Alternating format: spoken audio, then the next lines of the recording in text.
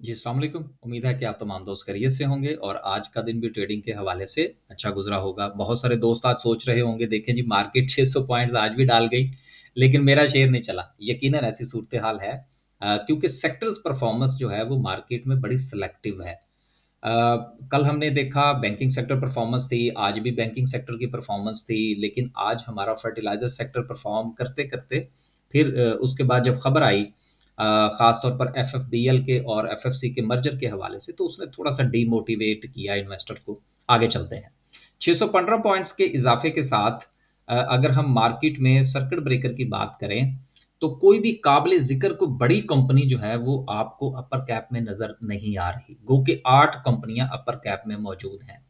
वजह ये है कि मार्केट में जो वॉल्यूम है, वो बड़ा सेलेक्टिव लग रहा है। और परफॉर्मेंस जो है वो बैंकिंग सेक्टर तक महदूद हो गई और उसके अलावा बाकी सेक्टर्स जो हैं वो उस तरह से परफॉर्म नहीं कर पा रहे। बैंकिंग सेक्टर के हवाले से एचबीएल की खबर है, इंशाल्लाह उसको शामिल करते हैं। लोअर कैप में देखें तो लोअर कैप में क्लाउड जो है वो एक बड़े वॉल्यूम के साथ लोअर कैप हुआ। देखिए क्लाउड के हवाले से बहुत सारे मैसेजेस मौसूल हुए कि जी इसका कुछ बताइए। यार देखें बात ये है कि चाहे आप प्रॉपर्टी खरीदने जाएं या आप किसी कंपनी का शेयर खरीदने के लिए जाएं, अगर किसी कंपनी के हवाले से कोई ऐसी बात चल जाए कि जिस तरह से पिछले दिनों इनको नोटिस भी हुआ था अनयूजुअल मूवमेंट के हवाले से, फिर वो एक शख्सियत का नाम भी आया कि जी उन्होंने इसमें कुछ जो है वो कारस्तानी की है, तो कोशिश किया करें कि बाकी इतनी कंपनीज़ हैं, उनमें से किसी कंपनी के शेयर्स आप खरीद लें। क्योंकि बेसिकली हमें हर वो शेयर बहुत अट्रैक्ट करता है, जो कि कंटिन्यूअसली कैप दे रहा होता है। जिस तरह से अब पिछले दिनों 2 दिन पहले मारी के हवाले से था, लोग लोग बार-बार पूछ रहे थे, बताइए जी मैं इसको कैसे खरीद सकता हूँ? अब खरीद लें, लेकिन अब वो नहीं खरीदेंगे। तो गुज़ारिश ये है कि इस तरह ना किया करें कि जब मार्केट या शेयर जो है वो अपने पीक पर हो, तो उसको बाय करने की कोशिश करें। हाँ, जिस वक़्त वो अपनी कोई एक पोज़ीशन बना रहा हो, सपोर्ट पर खड़ा हो, तो वहाँ पर खरीदने की कोशिश किया करें, क्योंकि इसमें बहुत ज़्यादा एक्टिविटी और बहुत ज़्यादा अप टू डेट होना ज़रूरी होता है। तो एक आम इन्वेस्टर या एक आम ट्रेडर जो है, वो यकीनन बहुत सारे मामलात में फिर फँस जाता है और फिर कोशिश आपकी ये होनी चाहिए ट्रेडिंग पॉइंट ऑफ व्यू से कि स्टॉप लॉस ज़रूर लगाइए। अगर आप इन्वेस्टर हैं, तो फिर यकीनन उसमें स्टॉप लॉस की ज़रूरत नहीं है। वो आपकी स्ट्रैटेजी डिफरेंट होगी। तो इसलिए क्लाउड के हवाले से ये है कि अब इसके ऊपर नीचे के मामला चल रहे हैं। किसी दिन एक दिन आपको अपर कैप देता है, फिर 2 लोअर कैप दे देता है। तो बहुत ज़्यादा जो है वो गैर यकीनी की सूरत-ए-हाल का सामना है इस शेयर को। तो ऐसे शेयर से थोड़ा परहेज़ करना चाहिए। इससे मुराद किसी भी शेयर में जब आप देखें कि बहुत ज़्यादा जो है वो वोलेटाइल हो चुका है, तो उससे किनारा कशी इख्तियार कर लें। आगे चलते हैं कुछ रिज़ल्ट्स हैं इंशाल्लाह उनको भी शामिल करेंगे। अब पूरी मार्केट में आप देखें तो आपको जो परफॉर्मेंस है वो बैंकिंग सेक्टर में नज़र आ रही है, फर्टिलाइज़र में थी, फिर वो स्क्वीज़ हो गया, उसके बाद ऑयल एंड गैस में कोई ख़ास पोज़ीशन नहीं रही, सीमेंट सेक्टर ने थोड़ी-सी परफॉर्मेंस दिखाने की कोशिश की। देखिए, मार्केट में जो पूरी तरह से जो मोमेंटम है, वो सीमेंट और स्टील के बगैर नहीं हो सकता। फर्टिलाइज़र ने थोड़ी-सी आपको performance they the, oil and gas ने दे दी, अब यकीनन सीमेंट और स्टील को भी देनी चाहिए। और सीमेंट और स्टील के हवाले से हम पहले भी ये चीज़ ऐड कर चुके हैं कि इनका डायरेक्टली ताल्लुक पीएसटीपी के साथ है और पाकिस्तान का पीएसटीपी जो है ये इंक्रीज़ होगा, लेकिन आईएमएफ का मामलात मुकम्मल होने के बाद। इस वक़्त जो है वो सेक्टर वाइज़ सिचुएशन चल रही है, जो कि कमर्शियल बैंक्स जो है वो उसको लीड कर रहे हैं। बाकी सेक्टर्स के पा अगर आपके पास शेयर्स मौजूद हैं जो कि यकीनन होंगे, उसमें पैनिक करने की ज़रूरत नहीं है।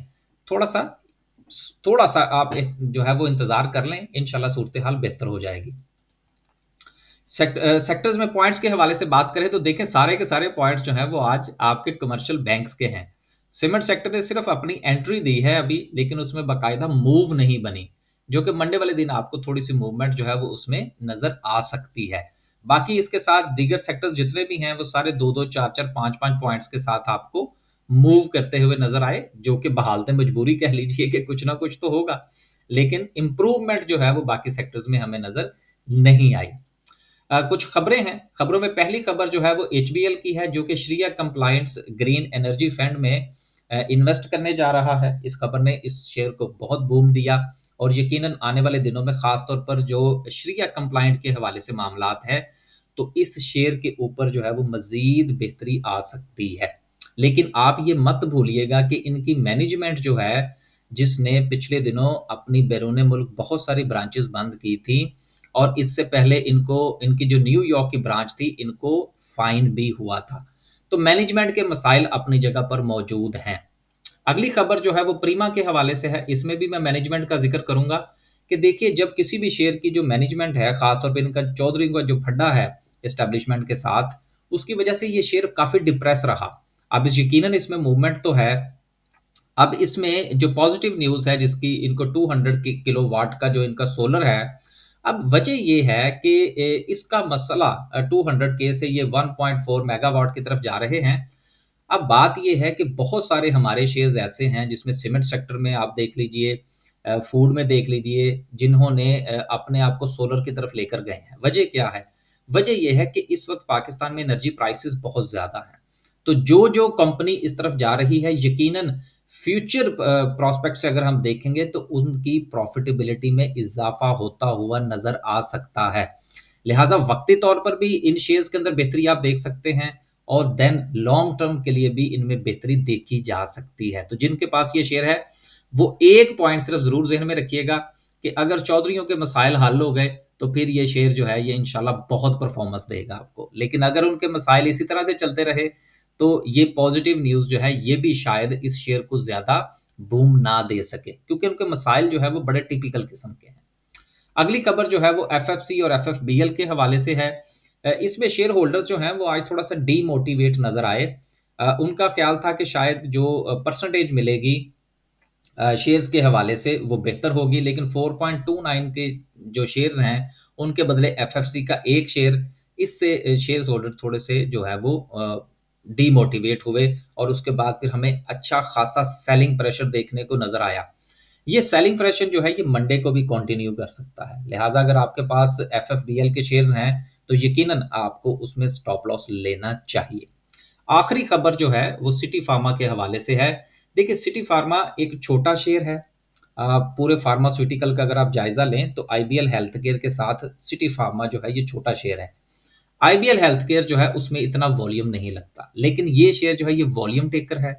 इसकी मैनेजमेंट में अगर आप प्रीवियसली इनकी अपडेट्स अगर आप देख रहे हों तो इनके रॉ मटेरियल के हवाले से, इनकी एक्सपोर्ट्स के हवाले से, इनकी अपनी प्रोडक्शन के हवाले से ये थोड़ा सा दूर अंदेश मैनेजमेंट है।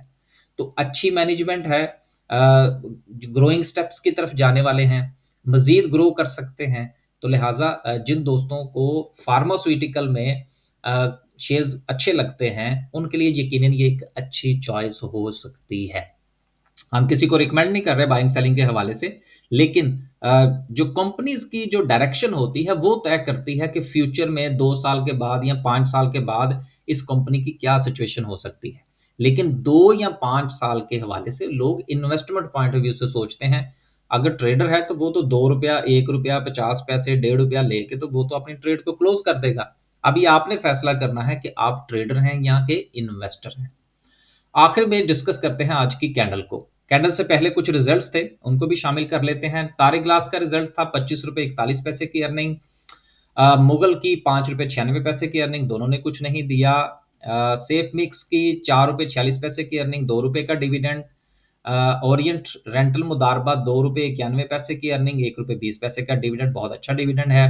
पीपीएल की 42 रुपए की अर्निंग। अब देखें ये शेयर कितने पे ट्रेड हो रहा है और अर्निंग देखें कितनी है, लेकिन सिर्फ मसला जो है वो सिर्फ और सिर्फ इनके यहाँ पेमेंट्स के इशू हैं और फिर कुछ जो दीगर ममालिक को इनके शेयर्स को देना है, खासतौर पर पीपीएल और ओजीडीसी के हवाले से।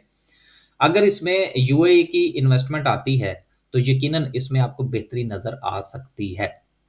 और हुकूमत ने जब भी सर्कुलर डेट खत्म करना है, पीपीएल, ओजीडीसी और इसके साथ पीएसओ ये बेनिफिशियरी होंगे। आगे आप बेहतर समझते हैं।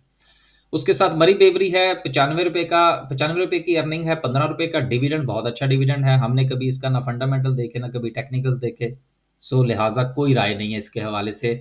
उसके बाद ऑल्टन एनर्जी 11 रुपए 95 पैसे की अर्निंग है। बीजीएल 1 रुपए 94 पैसे का लॉस है। जाविदान कारपोरेशन 4 रुपए 47 पैसे की अर्निंग और 4 रुपए का डिविडेंड। आखिर में डिस्कस करते हैं आज की कैंडल को। आज की कैंडल में जो सबसे अहम चीज़ है वो आप ये देखें कि जो आवरली अगर आप देखें तो इसमें आपको एक अच्छा खासा वॉल्यूम जो है वो जनरेट होता हुआ नज़र आ रहा है।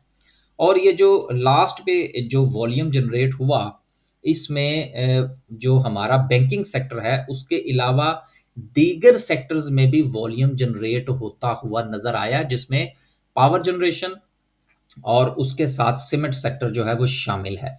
लिहाजा मंडे वाले दिन हो सकता है कि फर्टिलाइजर पर आपको थोड़ा सा डिप्रेशन नजर आए, थोड़ा सा उसमें प्रॉफिट टेकिंग नजर आए, और देन थोड़ी सी मूवमेंट जो है वो आपको सीमेंट और इसके साथ साथ जो है वो पावर जनरेशन में देखने को मिले।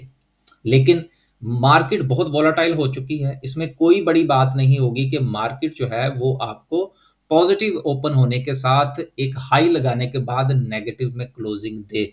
तो हाई वॉलेटाइल मार्केट में कोशिश ये करें कि हर ट्रेड आपकी स्टॉप लॉस के साथ होनी चाहिए। लेकिन अगर आप स्टॉप लॉस नहीं लेते तो कम से कम आपको पता होना चाहिए कि आपने ये ट्रेड क्यों ली, क्योंकि जब तक सिक्योर रहेंगे, आपका कैपिटल सिक्योर रहेगा, यकीनन आप एक नई ट्रेड ले सकते हैं। इजाजत दीजिए, इंशाल्लाह एक नई वीडियो के साथ हाजिर होने की कोशिश करेंगे।